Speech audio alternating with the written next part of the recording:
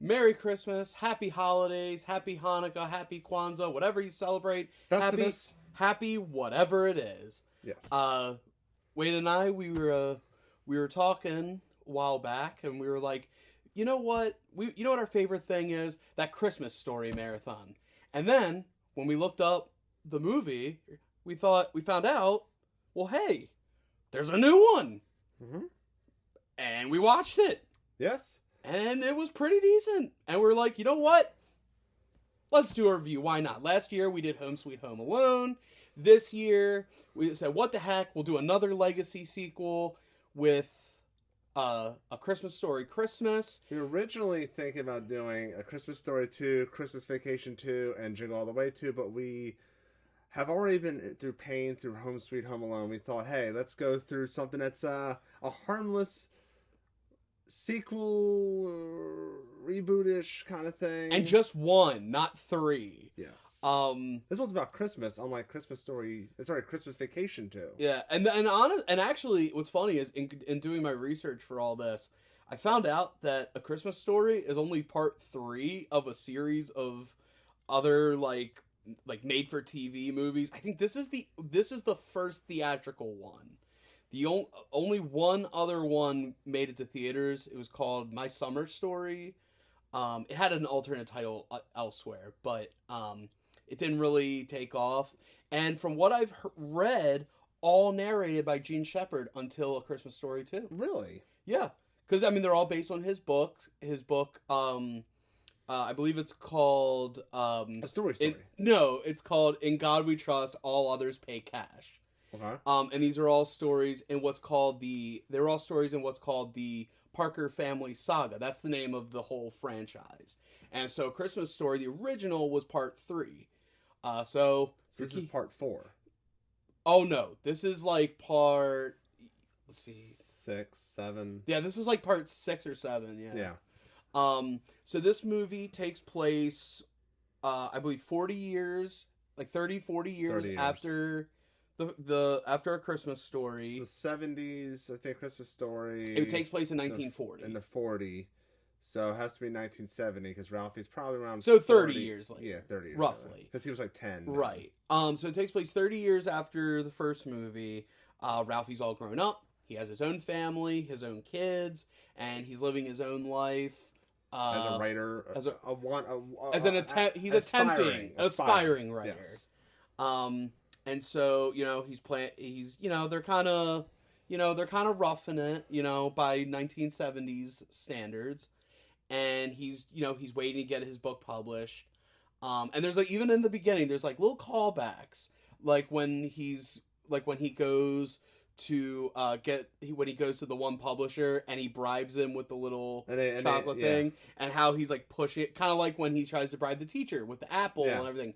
And then when the guy goes and puts it in the drawer, it's kind of reminiscent of when the teacher gets all the joke tea. She opens up the drawer and she has all the prank stuff. And it leads to him doing this first daydream with the Pulitzer Prize thing. Yes, and that was fun. See, for me, that was where I realized okay, we still got the sense of humor, we still got the vibe of the original, but we're just taking it into a different It doesn't era. work as an adult though, because the guy's you can leave, you can go. Oh, sorry. I like that. I thought that was a nice little touch. And there's a lot of little references and callbacks in this. Oh yeah. And what's great is if you don't notice them, when you finish the movie and go through the credits, they actually do have side by side shots of the original and then what they're referencing. For example, there's one of when his mom calls, was it Schwartz's mom? Yes. And you can see the side by side with when Ralphie calls Randy, who's in India. Oh, Randy calls. Or whatever. Randy calls, yeah. Whatever. Yeah. Oh yeah. But, I get but that. there's and they have the snapshots, so you can actually see. There's the idea of Schwartz. What was the other friend's name? Flick. Daring Flick. In this one, Flick is daring Schwartz. Yes, so they kind of play off things that happened in the other movie, and to me in a good way. That's one thing this movie has going for it is, like, you have the familiar characters played by, for the most part, the familiar actors. I think the mom is the only one that Yes. didn't return. Yeah, Julie Haggerty plays the she, new mom. She plays the mother. And she does an okay job. I mean, it's not the same as was it Melinda Dillon? Yeah, it's not the same. It's not the same as her, but she does it well enough. And there's little things like that where you'll have a scene where it looks like a scene you remember from A Christmas Story, but they tweak it. Or there'll be a moment where, like, someone will say a line from the movie, but maybe it'll be in, like, a different context. Yes. And I like that. It never, at no point did, to me, now other people may disagree, but to me, it never felt like a carbon copy. It never felt like we were just doing the first one and over again. And it wasn't like really doing a spotlight of the nostalgia. Like when you think these movies, you're thinking, oh, Ralphie's going to put on the pink bunny outfit, right. But you just see in the attic, that's it. And he just throws it away as soon as he sees it. You think he's gonna use the Dakota ring. You think all this stuff, and it's like these obvious, like, grown-worthy nostalgia things. How a lot of these movies do. They don't do it. They treat it with a little delicacy, and they just kind of like they give it to you, but they don't, like, beat it over the head. It's not as bad as C-3PO and R2-D2 in Rogue One. And they also didn't do. They didn't do the Chinese restaurant. Which is interesting because they could have done something similar enough while still not being offensive. Yeah. But I do appreciate that they didn't even try. They're like, we're not going to touch that. They didn't try, and that's why I like it. It's a movie that feels like it's trying to be its own thing while using familiar characters and settings. Sadly, the movie is very okay. It's not. I'm not gonna watch it every year. It's not terrible like Christmas Vacation or I gotta specify, or Jingle All the Way 2. It's not as bad, but there's times where, like, the humor doesn't hit, but there's sometimes when the humor does hit. Right, and having watched it because I watched it a second time for the review, because originally I just watched it to watch it. It's not. I don't want to say it's okay. It's above okay, but it's average. Not really. Yeah, it's above average. As far as a movie like this, because I mean, we did A Christmas Story 2 a couple years ago, and that movie was like, while it's still watchable, it's not good. Like, I would never watch it again. But this one, I could at least watch. I won't watch it every Christmas, but it's definitely something that I would put on. Like, if I watch the first one and I'm still, like, in the mood for it and I don't want to watch it again, like the marathon, I might put this one. So as they're talking about planning their trip, because Ralphie's parents are going to be coming over, and then he gets the call that his dad passed away. Oof. And of course everyone's upset, and with that happening, rather than the grandparents coming to them, they go back to Ralphie's home. And he basically is he becomes the patriarch of the family, and he has to kind of make Christmas amazing. Yeah, it's the movie's more, rather than Ralphie trying to get a BB gun, this one's about Ralphie kind of learning what being his dad, what being his old man was at Christmas time when he was a kid. And how, how it wasn't always good and it wasn't always perfect, but he made the best of it and he figured out how to make it good. Yeah. And, he, over the course of the movie, he's learning these things. And, and that's one thing that I did appreciate about this movie. Like, it had its moments here or there, but it never, like, beat you over the head with the old movie. It never beat you over. There was, like, one moment where, like, you're looking at a picture. There are a couple, like, 2 moments where, like, you look at a picture of him and maybe, like, you hear a line. And that's about it. Like, other than that, like, any mention of him is just that. It's a mention. And I like how they don't mention what happens to him. They do keep it there. There is parts where they do reference the original where, like, he goes upstairs and finds a typewriter and is going through all this stuff. And it plays that familiar Christmas Story score, like when he's going through, like, all that, all the memories and stuff like that. Like, that was really good kind of moment where you kind of slip in the music. And speaking of slipping in, I appreciate the restraint that they had, because they could have easily, and I know that there's a line in it that would debunk them doing this, but you never know.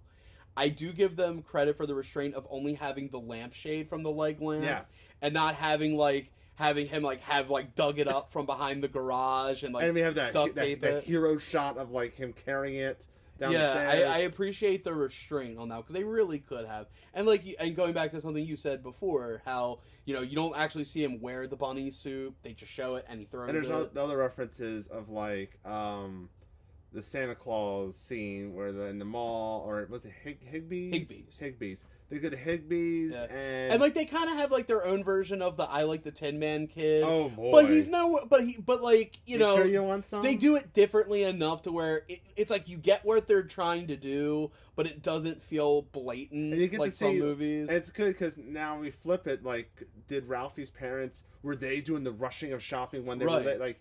There's little things like that. And was Santa really that scary, or was it just all in a kid's imagination? Yes. Because that's one of the things about those movies is... Because from a distance, those elves look scary, but up close, they're not as scary as they were in the... And also in the original, I believe, I might be wrong, they had like the fisheye lens, like when it's like a close-up on like... They definitely do a first person. Yeah, like it's more of like, they kind of like a really in-your-face, maybe fisheye lens. Like it's like, oh gosh. This one's, it's a little not as bad, right? And I think I appreciate that because the dude who played the Santa in the original Christmas Story, he was rough. And there was some humor that didn't really work, like when Schwartz does the thing and then he belches that real like stock belch audio. I believe what you mean is when he goes off the ramp.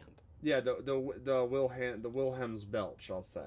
Other things like the kid puking up the lollipop stuff. It's kind of like... I mean, okay. Maybe a kid would like it, but also this movie doesn't tackle kids stuff as much. Here's where I stand on that. Because it gets real dark with the whole, like... not dark, but more of, like, very adult with, like, the bar stuff, Okay, here's where I stand on that one. Schwartz was already drunk, and that was just... all of it just coming back. It wasn't funny, but at least you can explain it. Yeah. No, I'm not saying... And as far as the kid, I give them credit for doing it at a distance, so you don't have to actually see it. Though the ramp did lead to the drunk people going sledding. Yeah. Which was a funny scene. Legit funny scene. Yes. And even though the subtitles didn't say it, I am pretty sure when Ralphie's son Mark goes down that hill, he yells fudge. I'm pretty sure. Yeah, they didn't push that too much. Speaking of Ralphie and family injuries, one of my favorite running gags throughout this movie is Ralphie's family, with the exception of his mom, slowly getting injured. Yes. Because first, they have a scene where it's reminiscent of the Oh Fudge scene, where they're driving home. They're in the car. They're singing the Christmas carols, and they stop the car. And so, it wasn't a tire. There was a whole thing with the radiator, and I didn't know this was a thing. You could put an egg in a radiator. Yes, I mean it's temporary, but it gets the job. I didn't know that was a thing. So they're doing it, and throughout the whole movie, they're whenever you see the car, you can always see that the trunk doesn't stay latched. Yeah. And so after they do the shopping, they stop the car. And I thought, because I remembered the scene at Higbee's where his daughter's kind of grilling Santa to make sure he's the real Santa. The whole time I saw that trunk open, and I was like, oh my God, they're going to see the presents and think Santa isn't real. And I was so worried about it. And it's nope, even better. So they had decided to have a snowball fight. And at one point, his wife joins in. She teams up with the son against Ralphie and their daughter. And just as they join in, Ralphie takes a snowball and just beans his daughter right in the eye. Yeah. And so throughout most of the rest of the movie, she's got an eye patch on. Yeah, and the son breaks his... He breaks his arm. He breaks his arm sledding. When he hits the car, afterwards, he breaks his arm. The wife... She injured her leg falling off the porch as she was about to go ice skating. And Ralphie's pride just keeps getting shattered. And they did subvert my expectations. I thought the presents were stolen by the bullies, which we'll get into the bullies, I guess, now. But the bullies. I thought that it was going to be like they stole it and they get the presents back, but no, Right. it had a much better payoff. But the return of Scott Farkus, played by Zach Ward, aka Titus's brother from Titus. Which is a great show. It's all on YouTube. Watch Titus. Check it out. Love it. Dave. He plays Dave. Yes. He's in it, and it's this movie is not just Scott Farkus, Officer Scott Farkus. They do things where it like you kind of see it coming. Like, of course, he would be the flip. Right. The inverse is kind of like in It's you know what it's like. It's kind of like Home Sweet Home Alone. How Buzz is a cop. Yes. The 2 years in a row we watch a movie where the bully turns into a cop. And also it's like small things like Twin Peaks, like Bobby Briggs becomes a cop and returns. Like he becomes the piece of crap teenager and becomes a reasonable adult. Yeah, but did he eat all the cheese pizza? No. Well, there you go. He ain't no Buzz McAllister. No, but that was a nice little scene. I did like when he's like all like pissed scared at what Scott's gonna do, and like being in jail, like he sees like his wife and now she's with like a new rich husband. The son's a British punk. And he predicted British punk. The daughter, that's true. It is knocked up. The daughter's knocked up and still has a wonky eye, and then they cut to Scott in the corner, who's like an adult version of his old self, and they got the kid, the adult kid, and then they punch each other like in that one scene. And I was like I'm not usually one for those little oh hey moments, but that one got me. Leo DiCaprio did. Yeah, that one got me. And like I said, what's really great is, with the exception of the mom, like all the characters they brought back were played by those actors. Yeah. And I think that really went a long way in making this enjoyable, because you're not just like, oh, hey, they got so-and-so, but like it feels legitimate because we've seen these characters before, especially the kids. Yeah. Like seeing how they are now makes it even more, you kind of connect even more, because like I remember when they were only in like the fourth grade, fifth grade, and now you see them as adults, and you know, you kind of feel like you grew up with them, even though it was that one movie. Yeah. Let's talk about, because there's one thing I want to talk about. Before that, let's talk about the best new addition to the film. A certain character who likes casseroles. Oh, fuck it. No, was it Larry something? Larry Novak. Larry Novak. They struck gold with that character. Whoever came up with Larry Novak is a genius. Yes. And whoever played Larry Novak is a genius. Yes. So good. But the one part that really, I'm going to admit it here, I texted you about it. He did. I know where you're going with this. Spoilers. Even though the movie's kind of predictable at times, spoilers. I cried my eyeballs out when they go downstairs and Ralphie doesn't have presents and stuff like that because they're all stolen. And then there was presents underneath the tree, and it's from the old man. And I freaking cried because... like it's, you know, I guess I don't know if it's ever been put on here, but like around December, my dad died, like about 8 years ago. You remember that? It was, of course I remember. We both were, you know, he was his dad was like a second dad for me, so I know where he's coming from on this. So even though it's been 8 years or whatever, seeing like stuff when he gets the phone call, like I knew that I've had that phone call. It sucks. It hurts. And when you get to that scene where the presents are there and his dad still, like, he was still there. His presence, no pun intended, his presence was felt. Dude, crying. Literally crying. And then they get to the casserole part, and then you can laugh. It's a little more levity. Yeah. And then they do the thing where, spoilers again, where it's not just, it's weird. It's a sequel, but it's also a prequel because it's where he starts the narration of the Christmas Story. Elaborate. Do you know how the Christmas Story talks about that one Christmas where he wants the Red Ryder BB gun? Yes, that's what he was typing up. That's what the old man story is. Oh, I see what you're saying. Okay, I see what you're saying. What you're saying is he's writing the story for the newspaper in this movie. Yeah, and that was the narration, the story that he's telling you yes. in the movie. I see what you're saying. So his narration is at the end. It starts with like Like It's kids, the Gene Shepard introduction. Yes, It's the end of the movie is basically part of the ending is the beginning of a Christmas story. And that's where I'm like, it's I see what you mean. It's now. kind of a prequel a little bit in a way, but we all kind of saw that. That's where they were heading towards. And one thing, thing, you can't figure out the writing. He's trying to be a sci-fi writer. It doesn't work.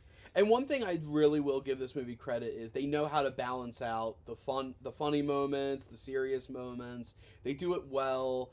And for lack of a better phrase, this movie has a charm and a heart that I'm not gonna say this movie's as good as the original, but you definitely felt like this whole cast and crew came together and was like, okay, look, we know we're not going to capture that lightning in a bottle, but if we could at least just make a sequel that, you know, at least makes people say, if they say, man, I wonder what these characters are up to as adults, they can pop this on and not feel like they got cheated. Yes. You know what I mean? And I know there's probably some people who don't like this movie and don't think it should exist, and that's fine. There's a lot of people around Letterboxd. But I will say, if another sequel to A Christmas Story specifically had to happen, I'm glad we got this one. Yeah. Last thing is, I will commend that the movie feels authentically in the 70s. Oh my God! Just yes. like how the original, you felt like it was in the 40s. It's definitely in the 70s in this one. Absolutely. 100% or 60s. Without, and you know what? Without it being a joke too. Yes. Like being in the 70s is not a joke. It's just a setting, and I appreciate that. Setting. In a comedy these days, you gotta appreciate those things. But with that being said, like we said, we enjoyed it, and we hope if you watch it, you enjoy it. We also hope you have a Merry Christmas, a Happy Hanukkah, Happy Kwanzaa, again, a Happy Merry, whatever you celebrate. And that's not all. Since we're having the new year, we want to showcase some things you can buy from us. Yeah. Like this beautiful Butterfly Black Velvet, a short film we did. It also comes with The Chair and Laugh Till You Die, which is on the YouTube channel already. But this is not. It's a 30-minute short film we did. If you like Giallo films, check it out. In the link, we'll have a link below saying where you can get it. If we don't have a link there, because we have to set up a site, stuff like that, you can also just hit us up on Instagram, Condish Productions. And we also have... Now, we have more than this, but this is a copy of our band Meteor King, our first full-length album called Lords of the Comet, as you can see. We also have 2 EPs and our brand new album, Deep Crimson, which the only reason we're not using it is because... It's crimson. It would be kind of hard to see right now. Yeah. So we're going to use the one that you can see. Yeah. We also got T-shirts, we've got stickers, we've got patches, we got pins. A lot of stuff. So, yeah. MeteorKing.bandcamp.com. You can find links to all of our social media through that as well. Support Meteor King, support Mint Condish, support Wade and I's film ventures like A Butterfly, a Black Velvet. And thank you all for another year of Mint Condish. This is the last video of 2022. We're going to head into 2023. We have a lot of ideas. We're going to go in guns blazing, more Criterion. Things got rocky throughout the fall and the winter, so we don't have as many videos as we want to. Life happens. So we are definitely got some things cooking next year. So until next time, I'm Wade. And I'm Scott. And we will see you next year, everyone. Woo! Woo! I can't find wrapping paper. Woo!